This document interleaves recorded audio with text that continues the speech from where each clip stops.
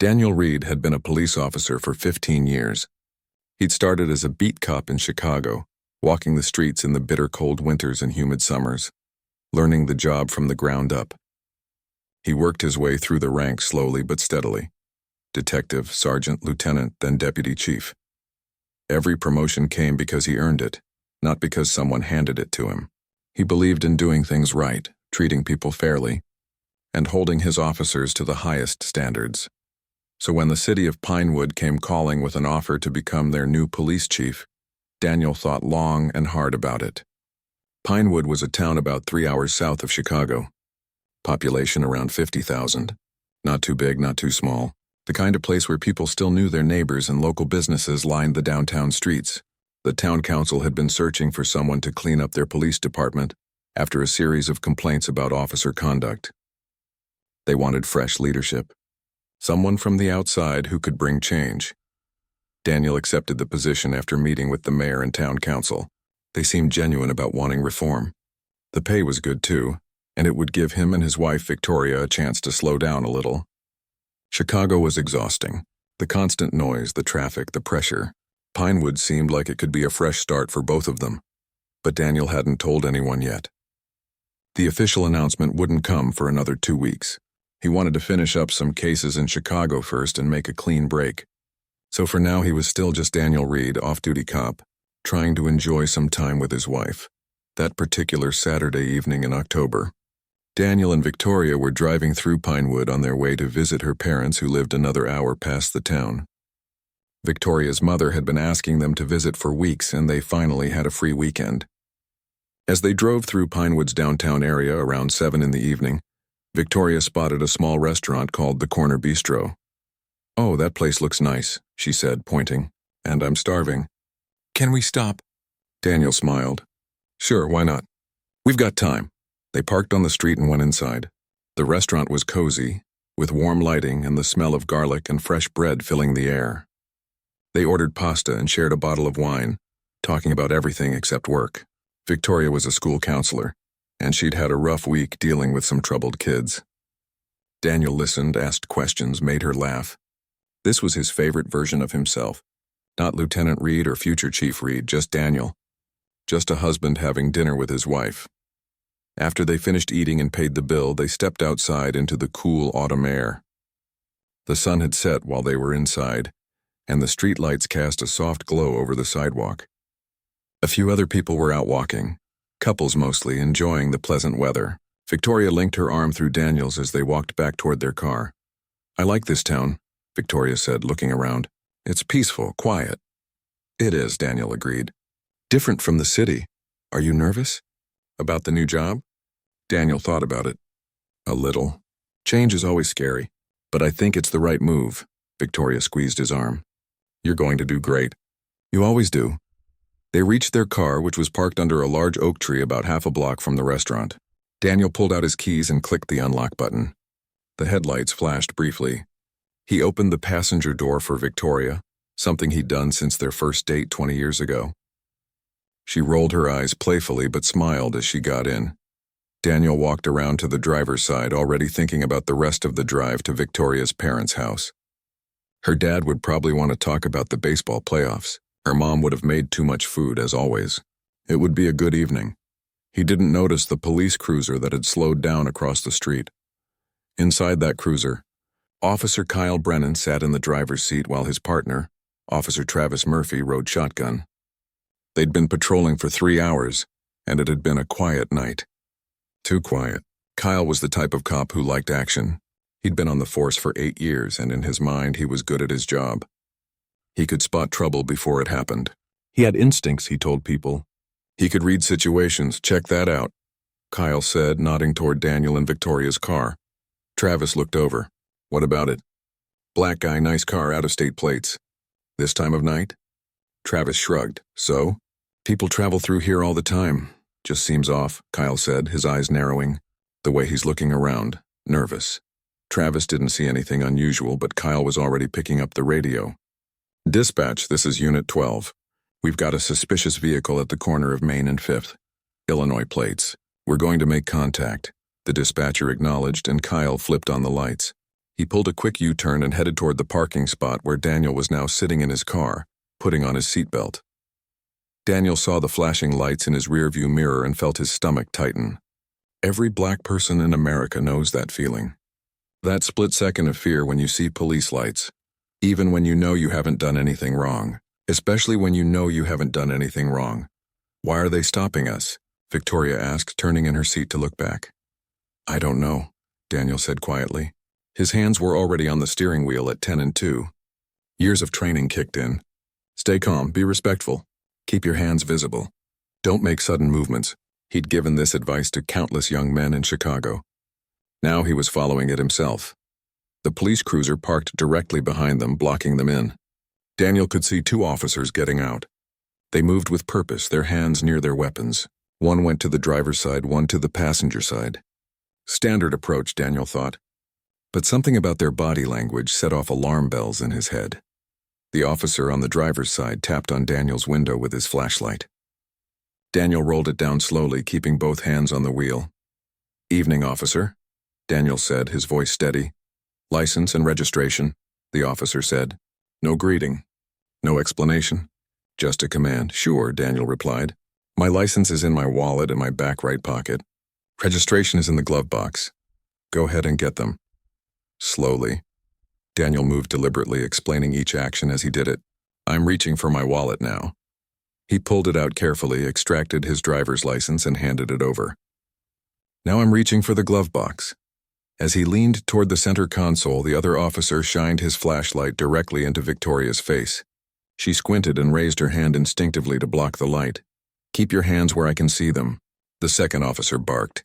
Victoria's hand froze in midair. Daniel could hear the fear in her breathing. "She's just blocking the light," Daniel said calmly, handing the registration to the first officer. "Is there a problem, officer?" "We were just having dinner." The officer studied Daniel's license with his flashlight. "You're a long way from home." "Illinois plates." "What brings you to Pinewood?" "We're passing through on our way to visit family," Daniel explained. "Her parents live about an hour from here." "Uh-huh." The officer's tone was skeptical. "Step out of the vehicle, please." Daniel's heart rate increased, but he kept his expression neutral. "Can I ask why?" "Step out of the vehicle now, this was wrong." Daniel knew it. This was exactly the kind of stop that shouldn't happen. No traffic violation, no reasonable suspicion. Just 2 officers who saw a black couple and decided something must be wrong. And now he was in it. He was living the nightmare he'd spent 15 years trying to prevent in his own city. "Okay," Daniel said quietly. "I'm going to open the door now and step out." Victoria grabbed his arm. "Daniel," she whispered, her voice shaking. He looked at her, and in that moment they both knew. This could go very bad very fast, and there was nothing either of them could do except follow orders and pray these officers didn't do something stupid. Daniel opened the door and stepped out into the cool night air. His hands raised slightly to show they were empty. The peaceful evening had just shattered into 1,000 pieces. Daniel stood beside his car with his hands slightly raised, trying to stay calm even though every instinct in his body was screaming that this situation was spiraling out of control. The first officer, the one who'd asked for his license, was now standing about 6 feet away, shining his flashlight directly into Daniel's eyes. The second officer had moved around to stand near the passenger side, where Victoria still sat in the car, frozen with fear. "What's in the vehicle?" the first officer demanded. "Just our personal belongings," Daniel answered. 2 suitcases in the trunk. Some snacks. Nothing else. You mind if we take a look?" Daniel did mind. He minded very much. But he also knew that refusing would only make things worse. "Officer, I'm actually a police lieutenant in Chicago. My badge is in my wallet, which you're holding. We're just passing through on our way to see family. We haven't done anything wrong." The officer's expression hardened. "That's convenient. So you're telling me you're a cop?" "Yes, sir." 15 years on the force." The second officer laughed. It wasn't a friendly laugh. "Sure you are, buddy. And I'm the mayor." Daniel felt his jaw tighten, but he kept his voice level. "My badge is in the wallet. You can verify it." The first officer flipped open Daniel's wallet and pulled out the badge. He studied it for a moment, his flashlight beam moving over the gold shield. Then he looked up at Daniel with suspicious eyes. "Could be fake," he said. "It's not fake," Daniel replied. fighting to keep the frustration out of his voice. "You can call it in. Chicago Police Department, District 18. Ask for Lieutenant Hayes, she's my supervisor. She'll confirm my identity." The officer made no move to radio anyone. Instead, he handed the wallet to his partner. "What do you think, Murphy?" The second officer glanced at the badge and shrugged. "Could buy these online. I've seen it before. This was insane." Daniel had been in law enforcement long enough to know what was happening here. These officers had made up their minds about him the moment they saw him. Nothing he said or showed them would matter, because they'd already decided he was a threat, a criminal, someone who deserved to be treated this way. And the worst part was that Daniel was completely powerless to stop it. "Look," Daniel said, trying one more time. "Just call it in. 5 minutes and you'll know I'm telling the truth. Then we can all go about our evening." "Hands on the vehicle," the first officer ordered, ignoring his request completely. "Spread your legs." Daniel's hands curled into fists at his sides, but he forced them to relax. Getting angry would only give these officers an excuse. He turned and placed his hands on the roof of the car, spreading his feet apart. The metal was cold under his palms. Inside the car, Victoria had started to cry. Daniel could hear her trying to stifle the sobs, and it broke his heart. They'd been married for 20 years. They'd been through hard times before, but nothing like this. Nothing that made him feel so helpless. The first officer patted Daniel down roughly, checking his pockets, his waistband, his ankles. He wasn't gentle about it. When he finished, he stepped back. "He's clean," he called to his partner. "Check the car," the second officer responded. "Wait," Daniel said, straightening up but keeping his hands visible. "You need probable cause to search my vehicle. I haven't committed any crime. You can't just—" "We received reports of suspicious activity in this area." The first officer cut him off. "That gives us the right to investigate. That was a lie." Daniel knew it was a lie. There was no suspicious activity. They'd literally just had dinner at a restaurant. But pointing out the lie would do no good. These officers had the power here, and they knew it. The first officer opened the back door of Daniel's car and started going through the belongings. He pulled out Victoria's purse, dumping the contents onto the back seat. Lipstick, her phone, a pack of tissues, her wallet. He opened the wallet and started thumbing through it. "That's my wife's purse," Daniel said tightly. "She's done nothing wrong. Leave her things alone." "I'll decide what's wrong here," the officer shot back. Victoria had stopped crying now. She sat perfectly still, staring straight ahead, her hands gripping her knees. Daniel recognized that look. She was terrified, absolutely terrified, and he couldn't do anything to help her. The second officer walked to the passenger window and tapped on it with his flashlight. "Ma'am, I need you to step out of the vehicle." Victoria didn't move at first. She looked at Daniel, her eyes pleading. He gave her a small nod. She had to comply. They both had to comply, no matter how wrong this was. Slowly, Victoria opened the door and stepped out. She was shaking so badly she had to hold onto the door frame to steady herself. "Step away from the vehicle," the officer ordered. Victoria took a few steps back, her arms wrapped around herself. It was getting cold, and she'd left her jacket in the car. She wore just a light sweater and jeans. Her breath formed small clouds in the night air. "I'm scared," she whispered to Daniel. "I know," he said quietly. "Just do what they say. It'll be okay." But he wasn't sure it would be okay. He wasn't sure of anything anymore. By now, the first officer had moved to the trunk and popped it open. He pulled out their 2 suitcases and opened them right there on the street. Their clothes spilled out onto the pavement. T-shirts, pants, Victoria's dresses. He didn't care. He went through everything, tossing items aside like garbage. Daniel watched, his anger building with each passing second. This was humiliation. This was degradation. This was exactly what he'd spent his entire career trying to stop. And now it was happening to him. "You're not going to find anything," Daniel said, his voice harder now. "Because there's nothing to find. We're innocent people on our way to visit family." The first officer straightened up and walked over to Daniel. They stood face to face, close enough that Daniel could smell coffee on the officer's breath. "Here's what I think," the officer said, his voice low and menacing. "I think you're running drugs.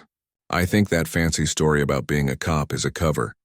And I think if I dig deep enough, I'm going to find something." Daniel stared at him. "You're wrong.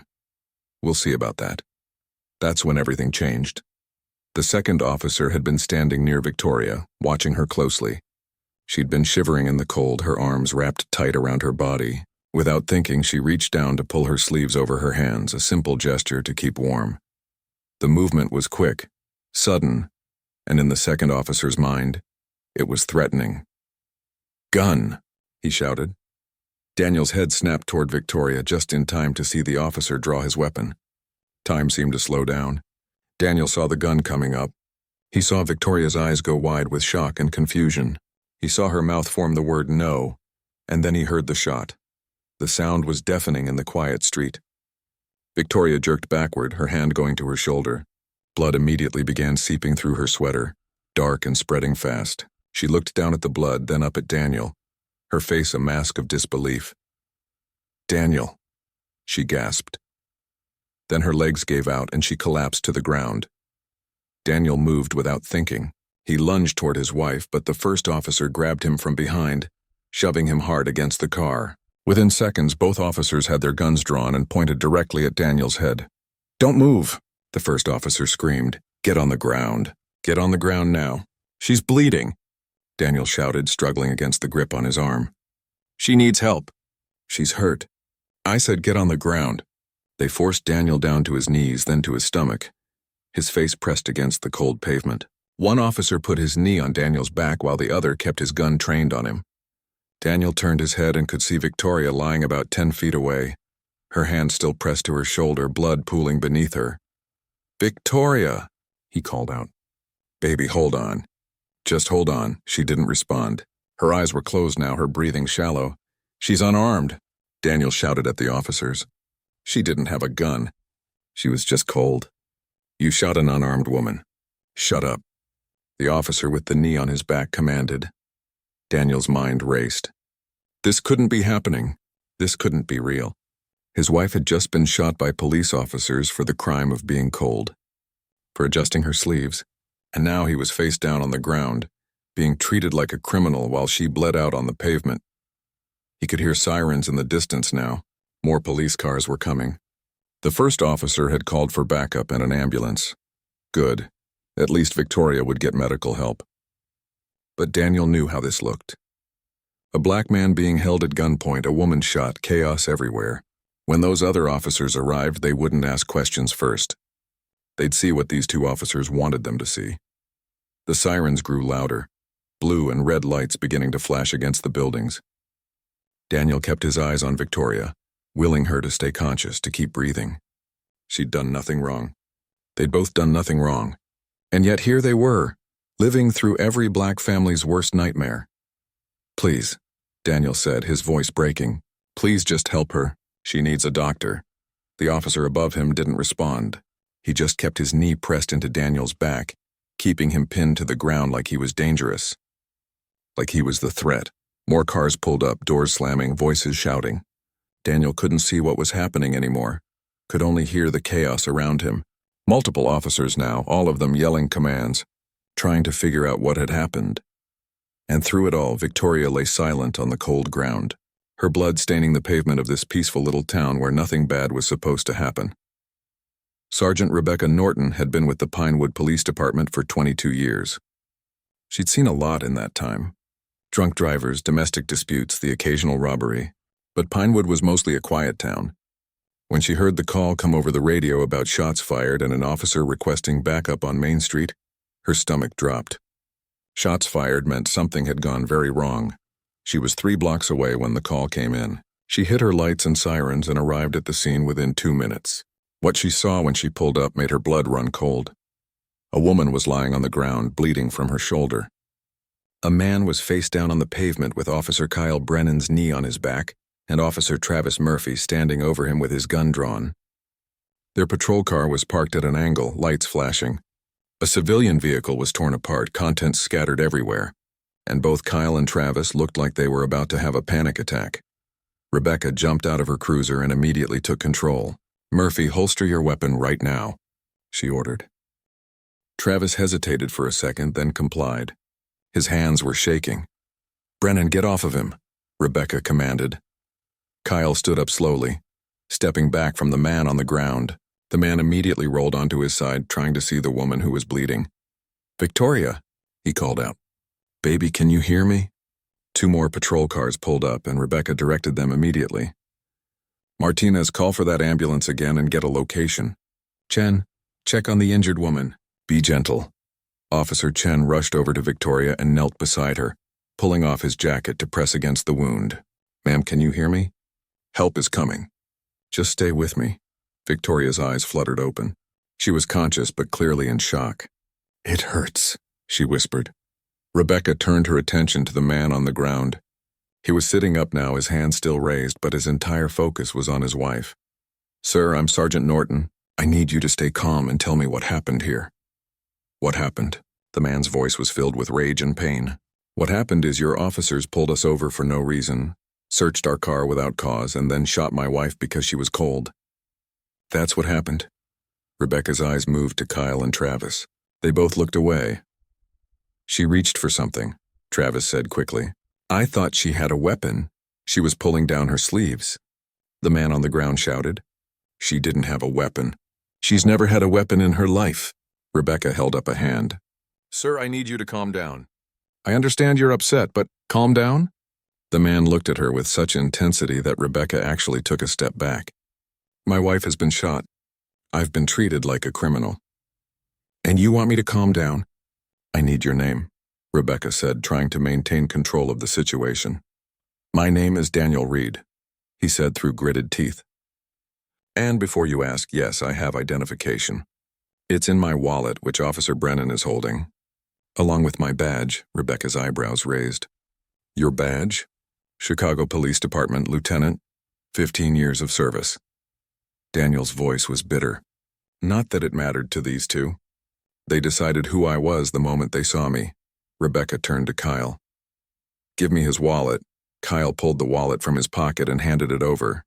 Rebecca opened it and found the badge immediately. She studied it carefully, turning it over in her hand. It looked authentic. The shield was real. The numbers matched up, and there was a Chicago PD identification card right behind it. But that wasn't what made Rebecca's hands start shaking. Behind the badge and ID card was an official letter. Rebecca unfolded it and read the first few lines. Her face went pale. The letter was from the Pinewood Town Council, formally offering Daniel Reed the position of police chief. It was signed by the mayor. It was dated 3 weeks ago, and stapled to it was Daniel's acceptance letter and his planned start date. 2 weeks from now.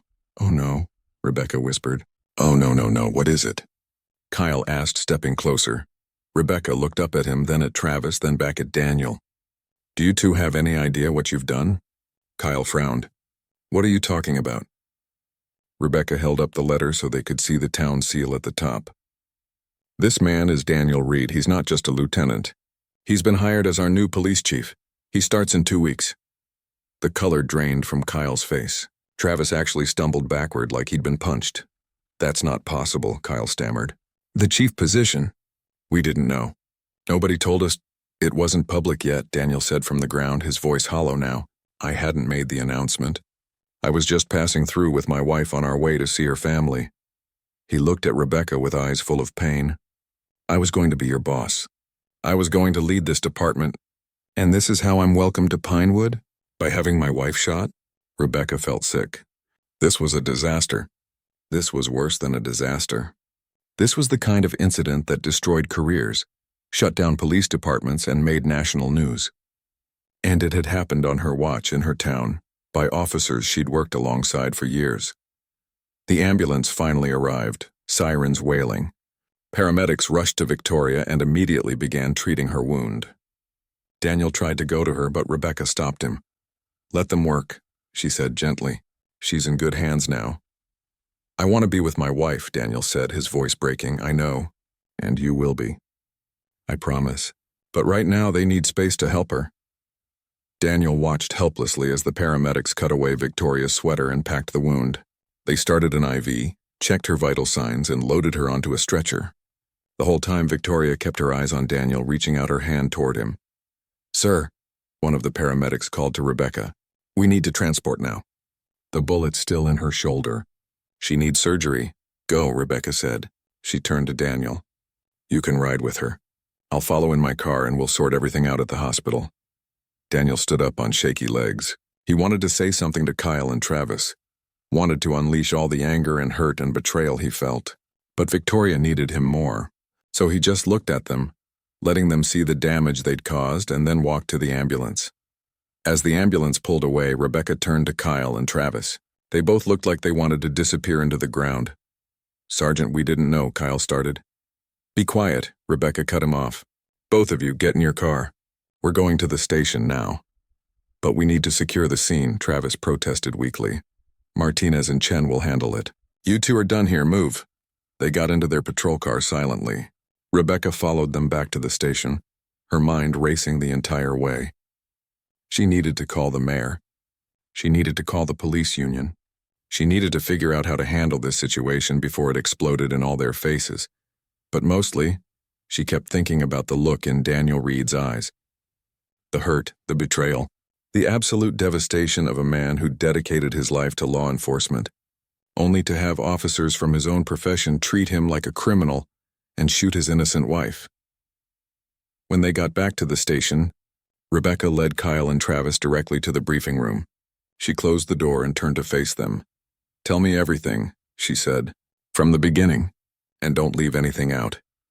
Kyle started talking, trying to justify the stop.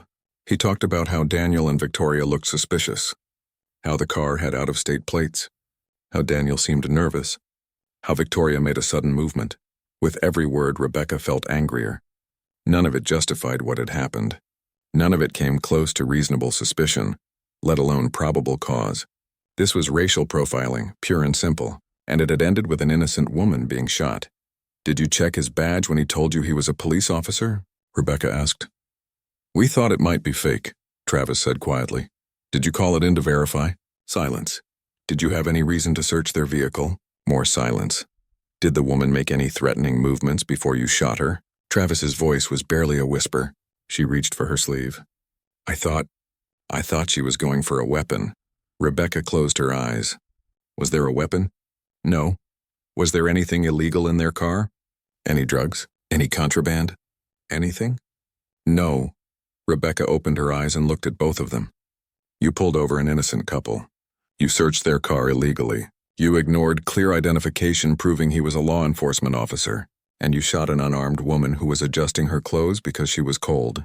Do you understand what you've done?" Kyle's face was ashen. "We were just doing our jobs." "No," Rebecca said firmly.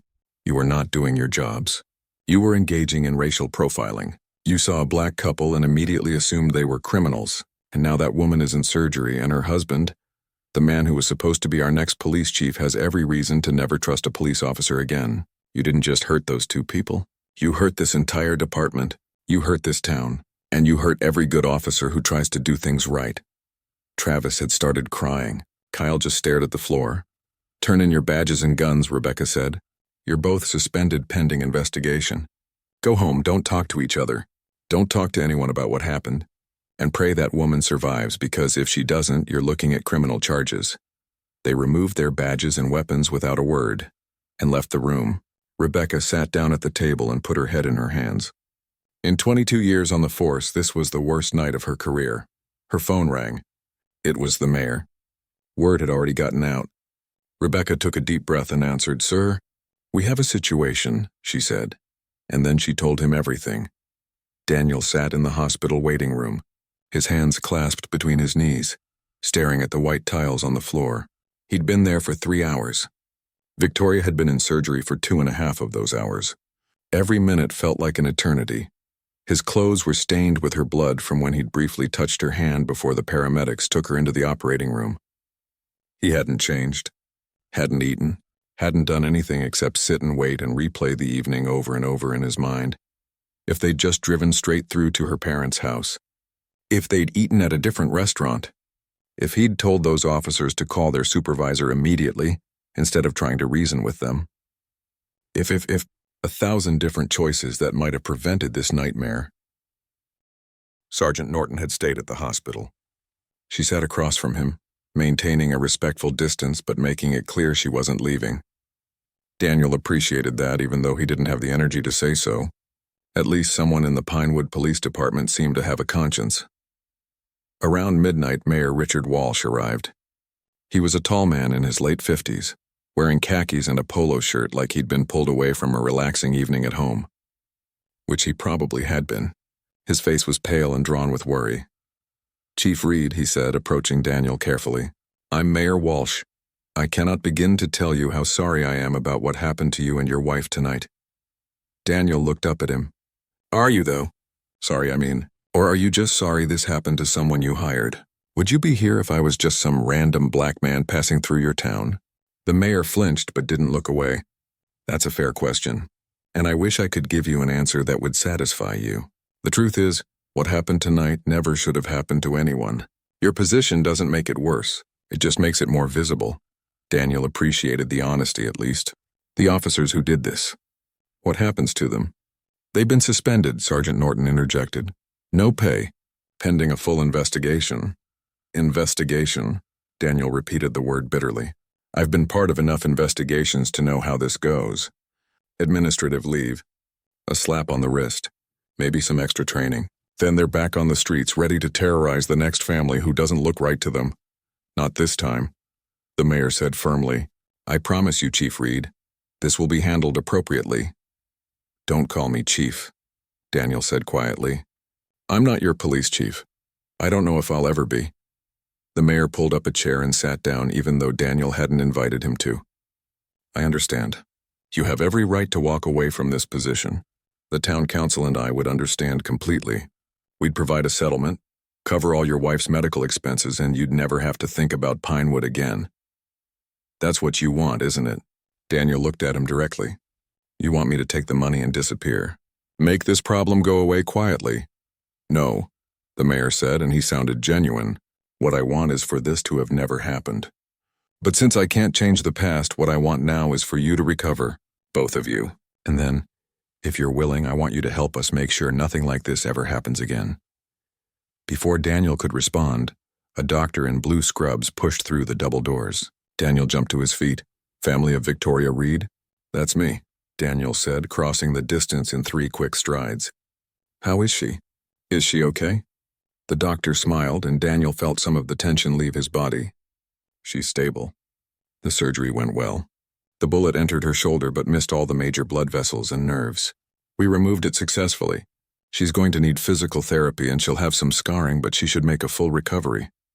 Daniel's legs nearly gave out from relief. "Can I see her?" "She's in recovery now, still sedated from the anesthesia. But once she's moved to a room in about an hour, you can sit with her."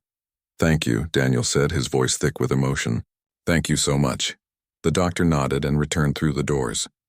Daniel sat down heavily, putting his face in his hands. Victoria was going to be okay. She was alive. She was going to recover.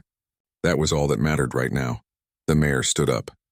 "I'll leave you be, Chief Reed, but please think about what I said. And know that whatever you decide, we'll support you." After he left, Sergeant Norton moved closer. "For what it's worth," she said quietly, "those 2 officers don't represent all of us. Most of the officers in Pinewood are good people trying to do the right thing." Daniel looked at her. "I'm sure that's true. But the good cops who stand by and let bad cops operate, they're part of the problem too. And if I take this job, that's going to change. All of it." Norton nodded slowly. "I hope you do take the job. I think we need you." An hour later, a nurse came to get Daniel. She led him through a maze of corridors to a private room where Victoria lay in a hospital bed, her shoulder heavily bandaged, an IV in her arm, monitors beeping softly beside her. She was awake but groggy. "Hey," Daniel said softly, taking her hand. "How are you feeling?" "Like I got shot," Victoria mumbled, trying to smile but wincing from the pain. Daniel pulled a chair close to the bed and sat down, careful not to disturb any of the medical equipment. "I'm so sorry. I'm so sorry." "Not your fault," she said, squeezing his hand weakly. "It is, though. If I hadn't taken this job, if we hadn't been here—" "Stop," Victoria interrupted. "Those officers made a choice. You didn't pull that trigger. They did." They sat in silence for a while, just holding hands. Finally, Victoria spoke again. "Are you going to take the position?" "I don't know," Daniel admitted. "Part of me wants to walk away and never think about this town again. Take you home to Chicago and forget any of this happened. And the other part?" Daniel thought about it. "The other part is angry. really angry. Because if this happened to us, a cop and his wife, how many other families has it happened to? How many people got pulled over by those same officers and searched and humiliated? And how many of them had no recourse because they weren't about to become police chief? Victoria nodded slowly. That's the Daniel I know. The one who can't walk away from injustice. It's not fair to you, though. You're the one who got hurt. You should have a say in this. Victoria was quiet for a long moment. When she spoke, her voice was serious. I'm angry too. And I'm scared. I've never been so scared in my life as I was tonight. But I'm also thinking about all those other families.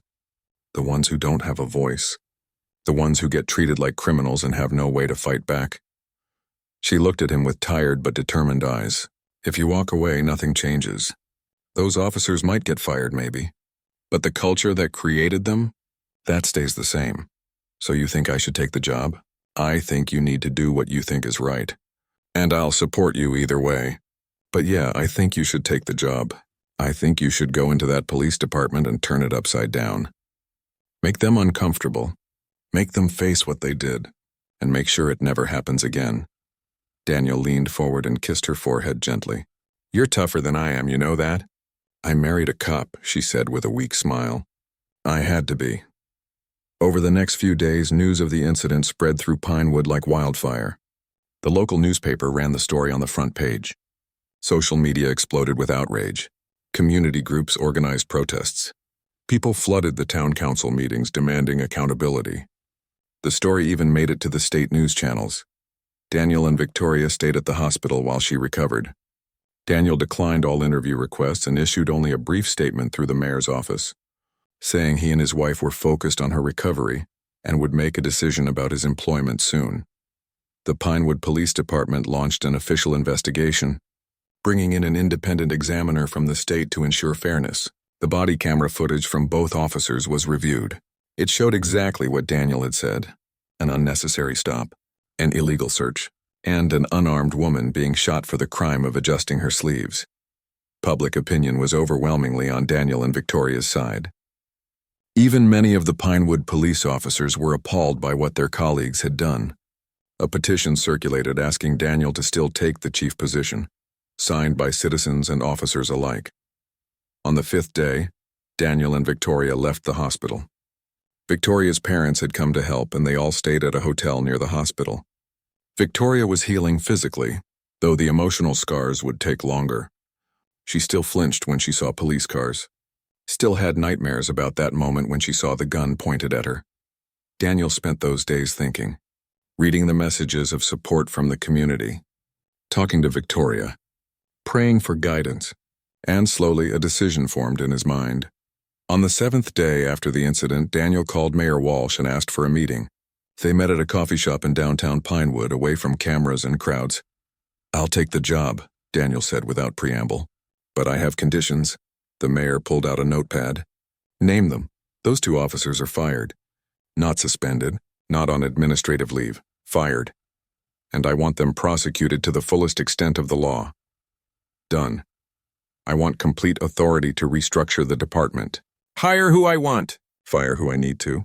Change policies without having to go through 6 layers of bureaucracy. I'll have the town council draw up a new contract giving you that authority.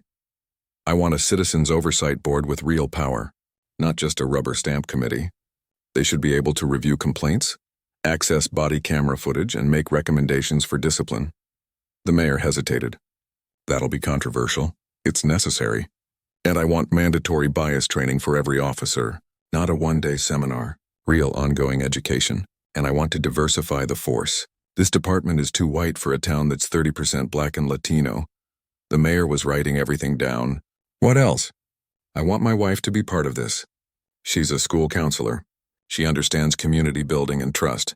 I want her input on community outreach programs and restorative justice initiatives. We can make that happen. Daniel leaned back in his chair. This isn't going to be easy.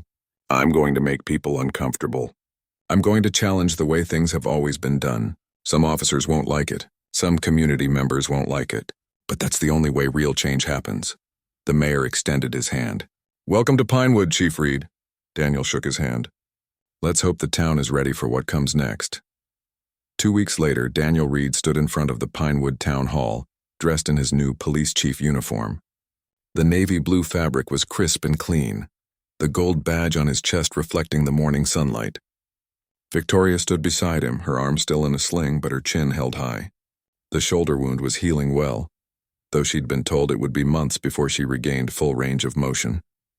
Behind them, the entire Pinewood Police Department was assembled. 47 officers in total, all in their dress uniforms standing at attention.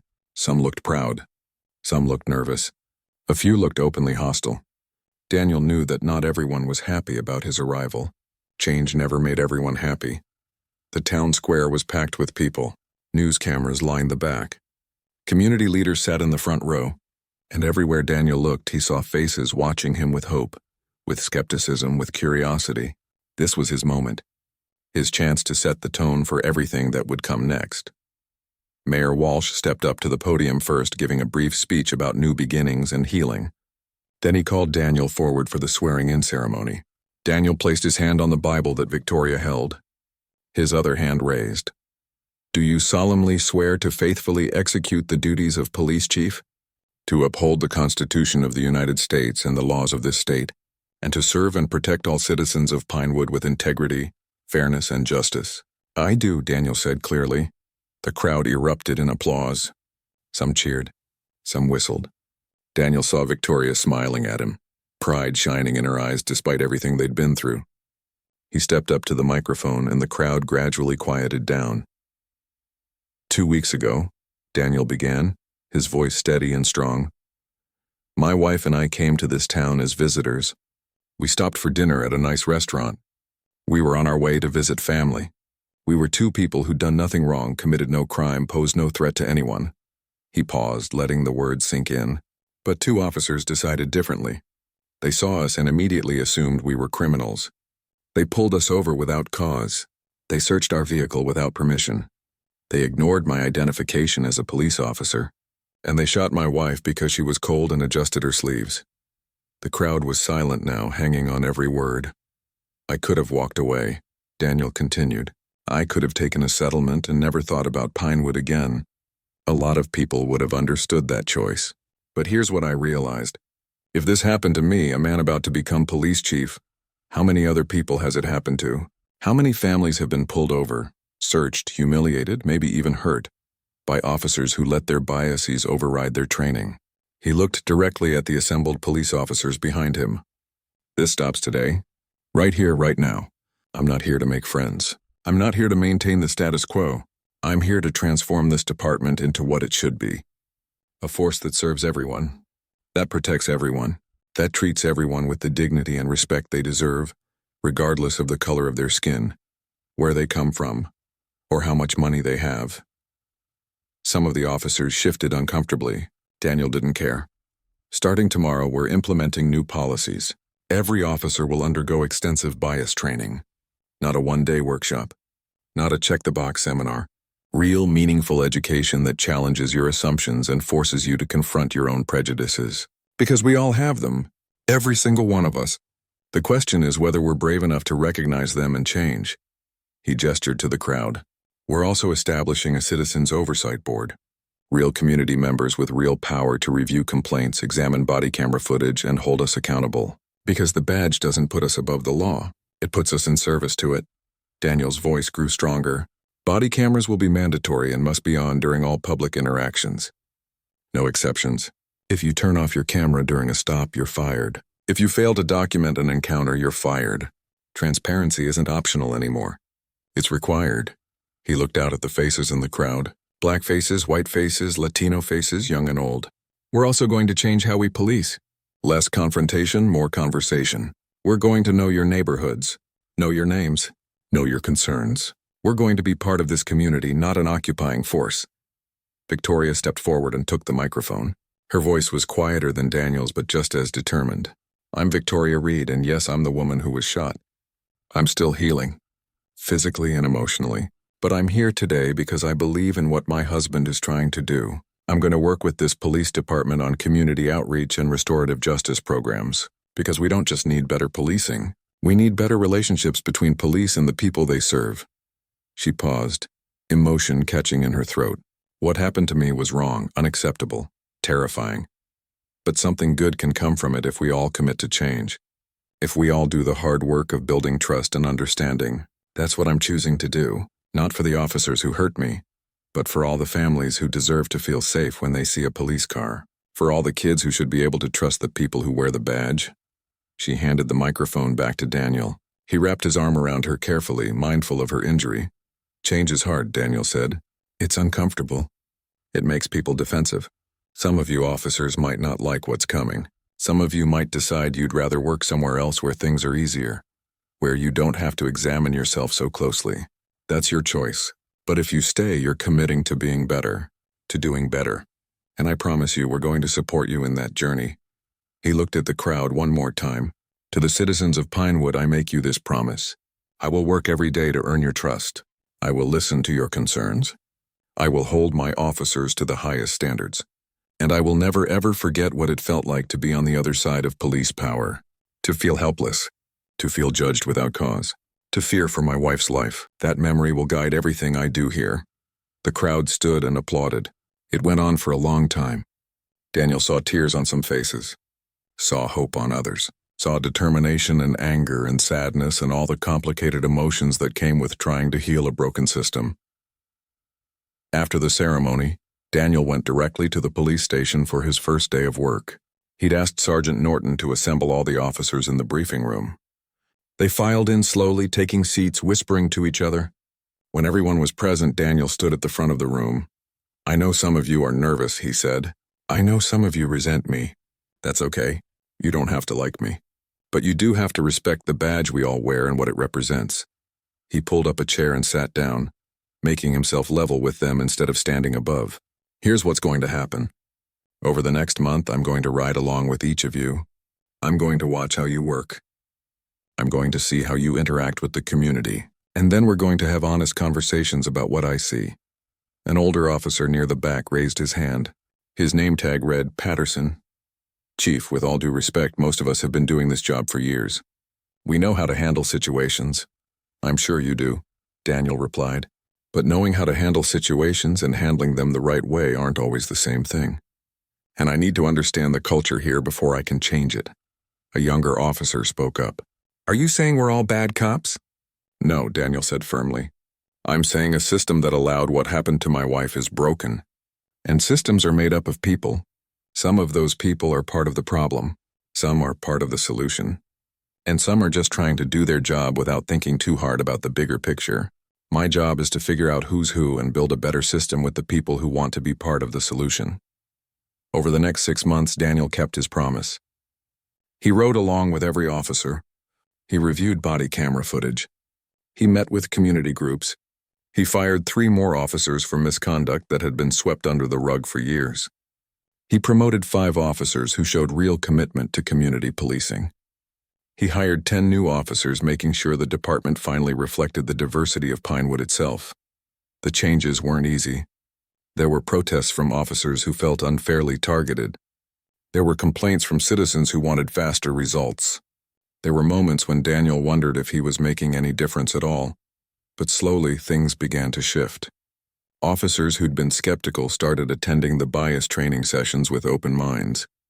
Community members started showing up to the oversight board meetings. Trust, that fragile and precious thing, started to grow.